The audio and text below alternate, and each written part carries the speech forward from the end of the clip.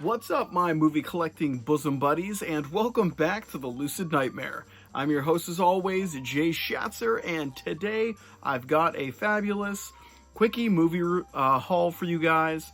Really great stuff as per usual. The collection just keeps getting bigger and bigger, and yeah, it's just never stopping. But let's move it in, let's not waste any more time, and kind of show off some very strange and unusual films that go all over the place, and from old to new, weird to normal. Let's check it out. But up first is I think it's a great Japanese horror film based on a manga by one of my favorite manga artists. This is Uzumaki. And it's really awesome. It's a really cool film. Does a decent enough adaptation of the manga, which I own. Really awesome story. Very strange about a town that's kind of overwhelmed by these spirals that keep appearing, and it changes the whole town into crazy people. They have they turn into snails. Some people are contorting into weird snake-like circular spiral things. Really, really, really weird stuff. So if you like that Japanese weirdness, this one is definitely up your alley. And definitely check out the manga as well. By Jinju Ito. I always mess up his name, but the guy is amazing. And yeah, this one came out in the early 2000s. But Discotek put this one out. I know I mentioned in probably the last movie haul that I did that I don't have a lot of Discotek stuff, but I'm slowly and surely picking them up because they have a lot of great titles out there, and Uzumaki is one of them that I've wanted to get into the collection as an upgrade for a long time. I've owned the DVD for years and years, and I know they released this one late last year, but yeah, love the movie, think it's really cool, really weird, and just does a great job of capturing the strange atmosphere of the story. And yeah, I just love it. I think it's cool. But there you go, Uzumaki, an upgrade. And next up is a movie that I have never owned in the collection, but I've watched it a long time ago and only remember bits and pieces of it, but it has a really great cast, and it's a part 3 in a slasher series, famous slasher series. The movie I'm talking about is Leatherface, the Texas Chainsaw Massacre 3, and very, very unusual film from what I remember, but I hardly remember much. And I just remember Ken Foree from Dawn of the Dead, the original Dawn of the Dead, showing up, and I didn't realize it at the time, but Viggo Mortensen of Lord of the Rings fame, who plays Aragorn, he shows up in this one as part of the family, I believe, and just a movie that I have to revisit because it just feels like a fever dream at this point since it's been so long. But I wanted to pick it up because I just never had it in the collection, and I need a chance to actually check it out again, and I don't believe it's on any streaming. No respectable streaming service would show this movie. But yep, Leatherface, part 3 of the Texas Chainsaw Massacre kind of series. Just looking forward to checking it out after all these years. And kind of just sitting back and see what I think of it.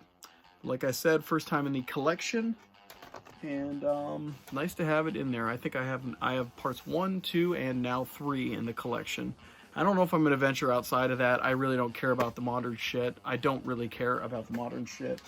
But yeah, that's the Texas Chainsaw Massacre Part 3. And let's move it on to some lighter fare, some 80s fun fare, with a teen comedy. And I have it on DVD, but I did not have it on Blu-ray, so I wanted to upgrade it and check it out again because it's been a while. But it is a favorite. I have so many favorite memories of this movie, so many scenes that are amazing. The characters are fantastic. Comedy's on point. The movie I am talking about is the angst teen comedy 16 Candles. And I know this is a pretty mainstream movie. Everyone and their mother has seen this one, and I love it. As you know, I collect all kinds of 80s movies, including ones that I grew up with, and this one is up on the top because it seems like it was always on TV and I was always sitting down and checking it out. But Great cast, like I said. Molly Ringwald really does a great job, and this is what she's most famous for, I guess. And yeah, the rest of the cast just falls right into place. Really great parts in there, a lot of familiar faces, and just a fun movie in general that I'm gonna watch pretty soon because it's been a while, like I said, and I'm always in the mood for 80s films. Just watched Goonies a couple days ago with my daughter. Loved every minute of it. It's like a perfect movie. I don't know, the music, the scenes, everything. But yep, just like 16 Candles, great film, and great to have it in the collection, upgraded to Blu-ray in this little 1980s. I'm not a fan of this like 1980s best of the decade kind of little pack here, but whatever. It was a decent price, so I picked it up. Up next is a movie I swear to God I probably own already, but somebody was selling it with another movie, and it was a damn good price. So I said, hey, take the hit just in case I don't have it. I don't remember if I have this or not, but I haven't seen it yet. It's still on my list to watch, but it's one of my favorite directors, Italian directors, Lucio Fulci's kind of post-apocalyptic Road Warrior style film, Warriors of the Year 2072.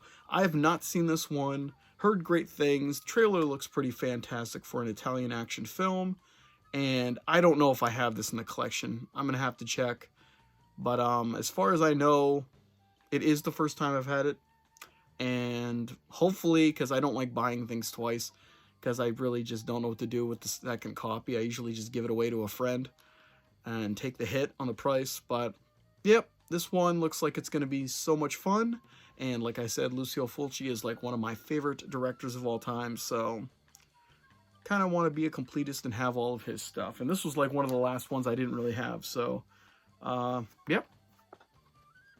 Warriors of the Year 2072. Looks pretty cool, but we will see. But next up is a fun film from the 80s that I believe I own it on DVD. This will be an upgrade into the collection. And it really is a strange tale of like how they, like two weird subject matter that comes together in the 80s. But I believe it's the 80s, right? 1979. Ooh, right on the cusp of the 80s. So at the tail end of the 70s, they decided to take Sherlock Holmes, I want to say. I think that's who the main guy is. No, it's H.G. Wells. Is it? I thought it was Sherlock Holmes. Hold on. Yeah, he plays H.G. Wells. So H.G. Wells, the author, takes it upon himself to hunt down and stop Jack the Ripper, and they end up going back in time to 79. I guess they go to the 70s, the late 70s, and all kinds of weird antics happen, but this is time after time. I didn't even say the name of the movie. It's a fun one. Malcolm McDowell plays the role of H.G. Wells. Jack the Ripper is played by David Warner, who's been in a lot of movies. The only one that's coming to mind at the moment is the Waxwork. The first Waxwork movie. He was the evil guy that ran the Waxwork. But he's in a ton of shit. But great fun movie that I used to watch a lot when it was on TV, and that's kind of like first time I was exposed to it.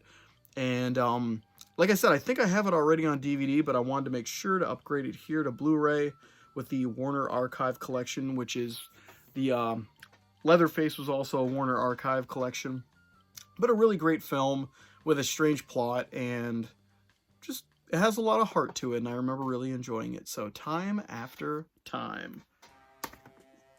Let's move it on to a movie that just came out last year. It's probably the only reason cinemas are still alive at the moment, because everything is bombed from every walk of life you can think of. All the movies are underperforming, but for some reason this movie went skyrocketed to the top. I think it beat all kinds of records, and I actually saw it late in the game, at its tail end of its theatrical run, but really ended up loving it. I don't even really, I never was interested in the original movie. let's show you what the movie is first. It's a double pack with a new movie and old movie. It is the Top Gun kind of series, I guess you could call it, with Top Gun, the original 80s movie, and then Top Gun Maverick, which came out last year. And like I was saying, like, I had no interest in the original movie. I've seen parts of it. I think I've seen the whole thing, but I was never a huge fan of it. But when I saw this one in the theaters, I don't know if it was just a normal subject matter for a movie. Like, all these holiday movies are bashing you over the head with social messaging. This one was just an action movie that had a lot of great characters in it, brought on a lot of nostalgia from the original one, but respected the characters, unlike Star Wars, where they beat the shit out of every character you've ever loved in your life, turned him into a piece of shit. This one actually brought Tom Cruise's character and made it a plausible continuation of his story. They didn't make him a horrible old bitter man, which is literally every single star from the past that comes back and returns makes them a bitter human being. So this was a great change of pace, and I think it's why the appeal of the movie is just through the roof and unexpected for Hollywood. I don't know why they enjoy just ruining characters, but this one actually respected them. So I said, you know what? I don't even have the original Top Gun, but I'm going to grab the double pack, and I'm going to pay full price for both movies to get them in the collection, because that's what a great sequel will do. Will respect the original and make you want to see it and want to respect it more for the quality that passed over to the sequel. So this is how you do it, Hollywood, you dipshits. But great film. Had an amazing time in the theater watching this one. Kind of reinvigorated my love and hopefulness for the future in cinema, because it's just an actual film. It's not a piece of crap like normal things. But I did just come back from Ant-Man 2. It's heralded, well, I don't know if you say heralded, but it's kind of said that it's a piece of crap already by the main, like critics and everyone. That they're just sick of Marvel. But I had a fun time with it because it was so batshit weird. Like, there's a broccoli man in it. I mean, I enjoyed the hell out of it. It was almost a little bit too much because my daughter and I went. She was couldn't follow the story at some parts because it was just so weird and constant stuff going on. But I enjoyed it. I saw where there was a lot of kind of hacked editing, where you could tell that the story was shifted from time of early development to now. So they did cut the thing up a lot and kind of puzzle it together. But I enjoyed it because it was just so weird and strange. But yep. That's Top Gun Maverick, and the original Top Gun. Got them on Blu-ray to bring them into the collection because they were sorely lacking that 80s action awesomeness. Well, let's move it on to some 80s action, but from Italy, and a little Italian ripoff of Rambo. It is Strike Commando. I've seen the second Strike Commando, but I'll have to admit, I fell asleep because I was tired. So I'm going to watch the first Strike Commando and then revisit Strike Commando 2. But both of these versions are out from Severin. Severin put this baby out last year, I believe, early last year. And I've heard a lot of good things about the first one. Second one, not as good as the first one, so hopefully this will catch my interest, and then I'll bring that interest over to the second one and actually give it a full chance when I'm fully awake. But Strike Commando looks like it's a whole bunch of fun, ridiculous 80s action. And I don't even know who the director is on this one. Vincent Dawn, which is Bruno Mattei, I believe. But I mean, these Italian directors and their pseudonyms and all that stuff get them a little mixed up. But I believe this is a Bruno Mattei one. But yep, Strike Commando. Looks like fun. First time in the collection. Now we got another 80s movie. This one's a 80s action comedy that pulls from a television show and reinvents it into the cinema world. I always loved this movie when I was a kid. I actually revisited it after all of these years and watched it late last year, and I loved it. A lot of the scenes that stuck in my mind when I was a kid, I imagined exactly how it was. It was a really, really over-the-top strange movie. It is Dragnet, and like I said, Dragnet pulls from an older television crime series, cop series, and kind of brings it into the 80s with a comedy twist with Dan Aykroyd and Tom Hanks in the lead roles. They're partners, unlikely partners, Dan Aykroyd's a stick in the mud. Tom Hanks is a not by the books kind of loose cannon, I guess you could say, but he's just kind of goofy. But it's just a interesting combination, fun story, silly in parts, but well, silly in almost every aspect. Really weird movie. But yeah, Dragnet is damn fun, and I'm glad Shout put this one out in their Shout Select series. Yeah, just a fun movie, and brings me back to growing up, watching this one, and just watching the insanity unfold. But first time in the collection, did not own this one prior, so good to have that one home. But let's go with two more. And these two, I have no idea about them. I really didn't do any research. This first one, I never even heard of this one before. But Kino Lorber put this one out, and someone was giving it away for a decent price. So I said, why the hell not? And it was a part of a bunch of movies I bought from them. But this one's called The UFO Incident with James Earl Jones and Estelle Parsons. I'm not really sure who that is for some reason. But I know she's probably famous. The name's familiar. I just can't think of it. But apparently they get abducted by aliens and they kind of tell their story. So I don't know if it's like a docudrama or what. But I mean, this picture alone just makes it look silly. Like, these two weird aliens just hanging out with them in this room. I have no idea what to expect with this movie. So I'm kind of curious to see what it's all about. I really don't know much, because this is the first time I've ever heard of it when this guy was selling it. So UFO Incident, the UFO Incident looks pretty interesting, and I'm always up for alien stuff. I saw Starlink for the first time a couple days ago in the sky. That's Elon Musk's Starlink satellites, like a train. It looks like a beam, like a straight line of lights in the sky, and it freaked me the fuck out when I saw it, because I didn't know what the hell it was, and I didn't do any research until after I saw it. So I just thought I was looking at a alien spaceship just kind of drifting around up there, and then it faded into nothing. But yeah, it was pretty cool. Got footage of it. Maybe I'll splice it in. I'll splice it in right here while I'm talking about it. But it looked pretty cool and kind of took me off guard. But it was an interesting night. But really love the alien aspects of things, and I guess we're shooting down UFOs left and right in America, and I guess over in China too. But interesting time to be alive. But not as interesting as this movie looks. This next one is a very strange, moody-looking atmospheric horror film with a very eccentric lead actor in the lead role.